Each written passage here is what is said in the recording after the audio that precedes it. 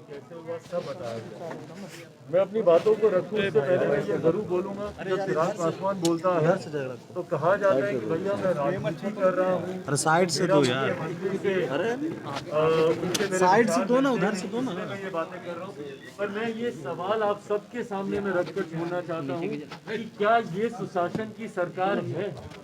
क्या ये सुशासन है जहाँ पे दिन दहाड़े दिन में 2-2:30 बजे इतना भीड़ भाड़ वाला इलाका जहाँ पैदल चलना आदमी के लिए मुश्किल है, जहाँ पे इंसान पैदल चलने में घबराता है, उसमें इतनी दिक्कत आती है, भीड़ भाड़ इतनी, वहाँ पे दोपहर में, कड़ी दोपहर में 2-2:30 बजे हथियार बंद लोग आते हैं और जिस तरीके से बेखौफ तरीके से अपराध को अंजाम देते हैं, लूटमार करते हैं। और भाई कोई छोटी मोटी लूटमार नहीं, मुझे लगता है बिहार के इतिहास की सबसे बड़ी डकैतियों में से ये एक लूट है। जिस तरीके से 32-35 किलो सोना यहाँ से वो लोग लेकर गए हैं, जिसके राशि अगर आप देखें 14-15 करोड़ के आसपास होगा।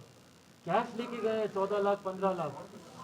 15 से 20 मिनट तक वो लोग यहाँ पर रहे हैं। सोचिए इतने भीड़ भाड़ वाले इलाके में।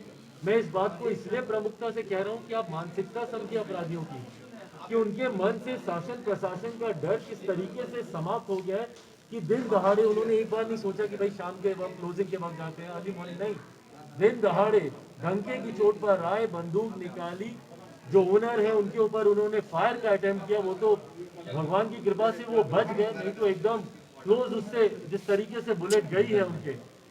और उसके बाद उन्होंने लूटमार की, सारे सामान को बकायदा बोरियों में अपने पिट्ठू बैग में भरा और उसके बाद आराम से वो लोग निकल गए। ये एक ऐसा इलाका जो भीड़ भाड़ के साथ साथ 3-3 थानों से भी घिरा हुआ है। उसके बावजूद 15 से 20 मिनट तक शासन प्रशासन को कोई इसकी जानकारी नहीं होती। लगभग 80 से 90% काम यहाँ के व्यापारियों ने, यहाँ के जिनकी दुकान है उन्होंने, ओनर्स ने 80 to 90% काम उन्होंने करके दे दिया। उन्होंने सारे प्रूफ, सारे एविडेंस, सारे डॉक्यूमेंट, सारे क्या क्या चोरी हुआ नहीं हुआ, सीसीटीवी फुटेज, डीवीआर इनकी ले गए हैं, सारी शिनाख्त वगैरह उन्होंने सारी जानकारी शासन प्रशासन को इन्होंने दे दी है। पर उसके बावजूद शासन प्रशासन का जो रवैया रहा, भाई इसीलिए बोलते हैं ना कि कमजोरों की सुनवाई नहीं है। बिहार में आज की तारीख में कमजोरों की सुनवाई नहीं है। 24 घंटे तक शासन प्रशासन इसमें खामोश इसलिए बैठा रहा, अच्छा कोई बात नहीं भैया, घटना घटी होती होगी। वो तो जब तक इन लोगों ने अपनी ताकत को नहीं दिखाया, जब तक ये लोग संगठित होकर इन लोगों ने बताया नहीं कि भैया कहाँ पर और कितनी बड़ी घटना घटी है, तब तक शासन प्रशासन ने इसके ऊपर कोई कार्रवाई तो दूर की बात है, कुछ कमेंट करना भी जरूरी नहीं समझा।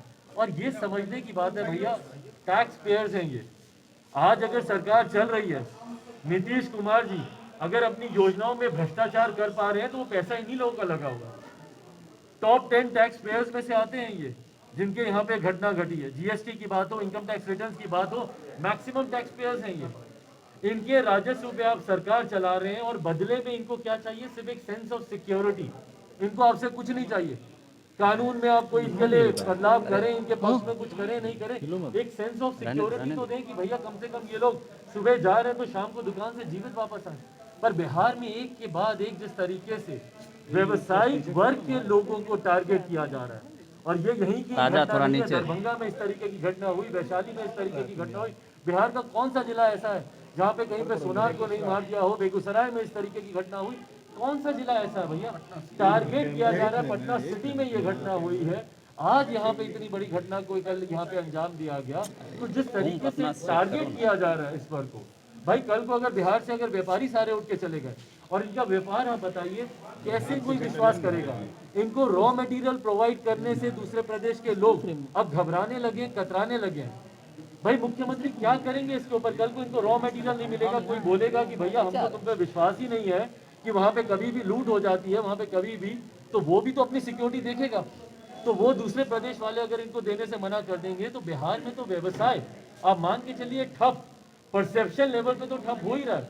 दूसरे प्रदेश के लोग परसेप्शन लेवल पे तो बन ही गया कि बिहार में बिजनेस करना सेफ नहीं है, सिक्योर नहीं है। तो इसमें मुख्यमंत्री, आज अगर मुख्यमंत्री यहाँ पर आकर खड़े होते, मैं बार बार, मुझे जिस बात का एतराज है कि जब ऐसी घटना बिहारियों के साथ घटती है, भैया आप हमारे प्रदेश के मुख्यमंत्री हैं, मुखिया आप हमारे प्रदेश के, किसी ने आपको वोट दिया हो नहीं दिया हो, चिराग पासवान आपका इतना बड़ा विरोधी होने के बावजूद मेरे भी मुख्यमंत्री आप ही हैं। मुझे भी अगर कल को कोई उम्मीद रखूंगा तो आप ही से ही रखूंगा नीतीश कुमार जी। आज आकर आप यहाँ पर हम लोग के बीच खड़े होते तो ना सिर्फ हम लोग का ढाढ़स बनता, ना सिर्फ हम लोगों में हिम्मत आती, बल्कि उन अपराधियों की भी कमर टूटती जो एकदम बेखौफ होकर इस घटना को अंजाम दे रहे हैं। मैंने पहले दिन भी कहा था जब जहरीली शराब की घटना हुई थी, एक बार मुख्यमंत्री वहां पे जाते, बाकी जगह पे जहरीली शराब के निर्माण के कार्यों में लिप्त लोगों का बल टूटता। पर आप ना आकर हम लोग को यहाँ पे हौसला देते हैं, ना कार्रवाई करते हैं। अभी एसएसपी साहब को मैं इतनी देर से फोन लगा रहा हूँ, भाई अगर एक पार्टी का राष्ट्रीय अध्यक्ष, एक जनप्रतिनिधि, 2-2 बार का सांसद, अगर उसका फोन अगर एसएसपी साहब के कार्यालय में नहीं उठता है, 3-4 बार उनके मोबाइल फोन पे घंटी जाती है, चौथी बार में उनका मोबाइल फोन स्विच ऑफ आने लगता है, उनके एक सहयोगी का नंबर मिलता है जो कहते हैं कि आप उनके मोबाइल पे फोन कीजिए, फिर एक लैंडलाइन के नंबर की जानकारी मुझे मीडिया के साथियों से ही मिली कि एसएसपी साहब शायद नाराज हो जाते हैं कि उनको मोबाइल पे क्यों तंग किया जाता है, लैंडलाइन पे किया जाए। लैंडलाइन पे फोन कर रहे हैं तो आज कोई फोन नहीं उठा रहा। तो मतलब क्या वीकेंड पे अपराधियों को खुली छूट है कि आप जाइए, आपको जो अपराध करना है आप कीजिए? वीकेंड पे बिहार की पुलिस छुट्टी मना रही है। मेरी समझ के परे है कि अगर बिहार में इसी तरीके से, और भाई दुख ये होता है कि बिहार की छवि बर्बाद हो रही है। आप नेशनल चैनल आज कोई भी खोल के देख लीजिए, हर जगह अगर खबर बन रही है तो इस लूट को लेकर, जहरीली शराब से मरने वाले लोगों को लेकर, और अगर इसकी जिम्मेदारी मुख्यमंत्री नीतीश कुमार की नहीं है तो मुझे बता दे भैया जिम्मेदारी किसकी है? 16 साल से प्रदेश के गृह मंत्री होने के साथ साथ मुख्यमंत्री हैं, और आज जब प्रदेश के लोग मर रहे हैं, जिसकी वजह से आप मुख्यमंत्री बने हुए हैं, आज जब प्रदेश के लोग मर रहे हैं, विपदा में हैं, दुखी हैं, परेशान हैं, आप उनके आंसू तक पहुंचना आना जरूरी नहीं समझते? तो इसीलिए हम लोग जो बार बार मांग कर रहे हैं, और मैं पुनः राज्यपाल महामहिम राज्यपाल जी को लिख के दूंगा कि अब जरूरत है कि भैया बिहार में राष्ट्रपति शासन लागू कर दिया जाए। कितनी और मौतों का, कितने और अपराधों का, कितने और परिवार को टूटता बिखरता देखेंगे? जो ओनर है उनके हालात देखिए भैया, कल को भगवान ना करे, आज जिस तरीके से उनको अस्पताल लेके गया, सीने में जिस तरीके से उनको दर्द हो रहा था, कल को उन्हीं के साथ कोई घटना घट जाए तो कौन जवाब देगा? एसएसपी जवाब देंगे, डीजीपी देंगे, कि गृह मंत्री देंगे हमारे? तो आज मुख्यमंत्री को इसको गंभीरता से लेने की जरूरत है। मैं केंद्रीय गृह मंत्री आदरणीय अमित शाह जी को भी इस पूरी घटना की जानकारी दूंगा, लिखित रूप में वर्ड बाय वर्ड भी उनको बताऊंगा जो जानकारी मुझे यहाँ से मिली है। पर क्योंकि लॉ एंड ऑर्डर, कानून व्यवस्था पूरी तरीके से भारत के संघीय ढांचे में, फेडरल स्ट्रक्चर में राज्य सरकार का अधिकार होता है, तो यहाँ पे जिम्मेदारी पूरी तरीके से गृह मंत्री, डीजीपी, एसपी साहब की बनती है। मैं चाहूंगा कि इसको गंभीरता से। सुशासन राज्य की दुहाई दी जाती है, आखिर किस तरह का ये सुशासन दिख रहा है? भाई आप ही मुझे बताएं ना, क्या ये सुशासन है? आज जिन व्यापारियों को अपनी दुकानों में जाकर काम करना चाहिए था वो परेशान है। कितने छोटे व्यापारी, भाई जब बड़े व्यापारियों के साथ ऐसा हो रहा है, जो टॉप 10 टैक्स पेयर्स हैं, छोटे व्यापारी तो सोचिए, वो तो आए दिन आते जाते उनको लूटमार कर दी जाती होगी। कितने ऐसे घरों में तो मैं गया हूँ जहाँ पे इस तरीके की घटना घटी है। तो भाई आप मुझे बताएं, अगर ये सुशासन की परिभाषा है तो आप मुझे बताइए कि अराजकता की परिभाषा क्या होगी? जिस तरीके से प्रदेश में अपराधी बेखौफ घूम रहे हैं, भाई इसको कहीं से भी सुशासन नहीं कहा जा सकता। और अगर मुख्यमंत्री नीतीश कुमार नहीं जागे और अपने हवा महल से, अपने शीश महल से वो बाहर सड़क पर नहीं आए, लोगों के साथ नहीं खड़े हुए, तो वो समझे कि इसके बाद उनका वापस आना अब असंभव है। ये वही अपराधी है जो कोर्ट से फरार हुआ था और आज तक पुलिस के शिकंजे में नहीं आ पाया। अब ये भी सोचिए भैया, कितनी बड़ी विपदा है, कितनी बड़ी विडंबना है कि जो जानकारी मुझे मिल रही है, ये वही अपराधी है जिसने 2019 में एक और बड़ी घटना को अंजाम दिया था। उस वक्त 5 करोड़ की लूट का आरोपी है ये, जो कि फरार चल रहा है। भाई बिहार में दिक्कत क्या है, इस बात को मैंने पहले भी बोला था, बिहार फर्स्ट, बिहारी फर्स्ट के माध्यम से मैं उठाता हूं। बिहार में कन्विक्शन रेट मात्र 7% है। जब तक कन्विक्शन रेट नहीं बढ़ेगा, बाकी राज्य आप चले जाइए, केरला वगैरह जैसे डाउन साउथ आप जाइए, वहां पे 89-90% है कन्विक्शन रेट। मतलब अगर 100 अपराध होते हैं तो उसमें से 90 लोगों को सजा मिलती है। बिहार में ये कन्विक्शन रेट मात्र 7% है।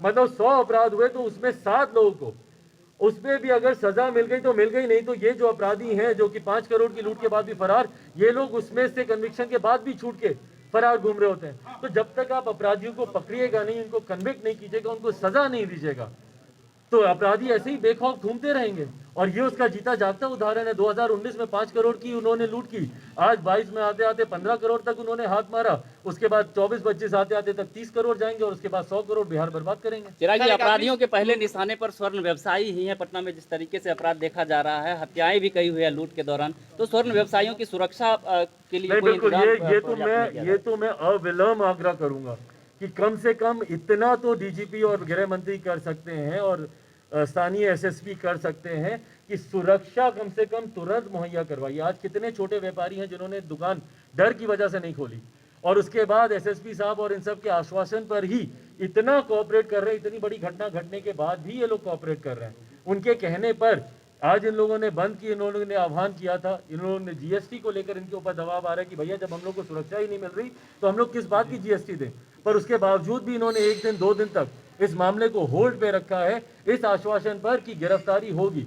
पर हम लोग की और इन सब की जो सबसे बड़ी मांग है बात पूरा बर्बाद हो जाएगा। उतनी कठिनाइयां प्रशासन को होगी। अभी अविलंब प्रशासन मुस्तैदी से आप सबके माध्यम से भी और बातचीत के माध्यम से भी और लिखित माध्यम से भी मैं आग्रह करूंगा केंद्र और राज्य सरकार से कि अविलंब इस पे गंभीरता से इस पे जांच करवाई जाए और जो भी दोषी हैं उनको गिरफ्त में लेकर तुरंत 100% रिकवरी इसमें होनी जरूरी है। नहीं तो भैया परिवार के साथ कोई घटना घटेगी तो उसके दोषी फिर राज्य सरकार ही होगी। सर एक सवाल है कि जेडीयू के राष्ट्रीय अध्यक्ष से जब पूछा जाता है शराबबंदी पर तो वो पत्रकारों पे ही भड़क जाते हैं, कहते हैं कि मैं क्या बताऊं इस पे, सरकार बताए। समीक्षा को आप इस घटना पे भी जाके पूछेगा ना, इस पे ही पूछेगा, इस पे भी बमकेंगे, क्योंकि उनको ये बर्दाश्त ही नहीं होता भैया कि कोई उनकी सरकार से सवाल कैसे कर रहा है। जिस प्रदेश के मुख्यमंत्री बयान देते हैं कि जो पिएगा वो मरेगा, तो भाई मरने के बाद आप सवाल कैसे पूछ रहे हैं? ये सरकार की सोच है। उनको ये बर्दाश्त ही नहीं होता कि उनके ऊपर उंगली कैसे उठाई जा रही है। उनको शौक है सुशासन नाम सुनने का, भले उसके बदले में यहाँ पे इससे बड़ी अराजकता और कहीं ना हो, पर उनको शौक है सुशासन नाम सुनने का। आप उनसे ये सवाल जाकर भी पूछेंगे तब भी वो बमकेंगे ही, और अगर नहीं तो जवाब दें। और अगर सरकार को थोड़ा बहुत भी अपनी इमेज को रखना है या लोगों में विश्वास रखना है तो इसकी अतिशीघ्र जांच करवाकर 100% रिकवरी करवा के। चिराग जी एक आखिरी सवाल, बिहार की सबसे बड़ी लूट है, नेशनल खबर है ये, क्या बिहार में ये फिर से जंगल राज की स्थिति है? क्या देश में मैसेज जाएगा बिहार को लेकर प्रशासन? भाई मुख्यमंत्री जिस जंगल राज को डरा डरा कर युवाओं को हर मन से वो क्या बोलते हैं कि जाओ जाके पूछो अपने बाप दादा से, जाओ जाकर पूछो 15-16 साल पहले वाला बिहार कैसा था। भाई मैं आज की तारीख में बिहार का युवा हूँ, मुझे 16 साल पहले जंगल राज क्या था नहीं था मुझे कोई फर्क नहीं पड़ता। आज की तारीख में जो मैं देख रहा हूँ मैं इसको जंगल राज जरूर मानता हूँ। पहले क्या था 15 साल पहले 20 साल पहले, वो मेरी उम्र के 30-35-40 साल के युवा को उससे कोई लेना देना नहीं है भैया कि 15 साल पहले क्या था नहीं था। 16 साल से आप हमारे प्रदेश के मुख्यमंत्री हैं, आप बताइए कि 16 साल में आपने बिहार को कितना बेहतर किया कि उस जंगल राज की याद आपको दिलानी ना पड़े। पर आज भी अगर आपको कंपैरेटिव स्टडी करानी पड़ती है, 15 साल पहले का भय दिखाना पड़ता है, खौफ दिखाना पड़ता है, तो मतलब आज भी परिस्थितियां वैसी ही बनी हुई हैं। मेरे हिसाब से 15 साल पहले का मुझे नहीं पता, बट आज की तारीख में नीतीश सरकार में ये जंगल राज है, अपराधी बेखौफ है, और मेरे हिसाब से तो जंगल राज ही नहीं महाजंगल राज चल रहा है। देखिए चिराग पासवान पहुंचे थे और यहाँ आप देख पा रहे हैं कि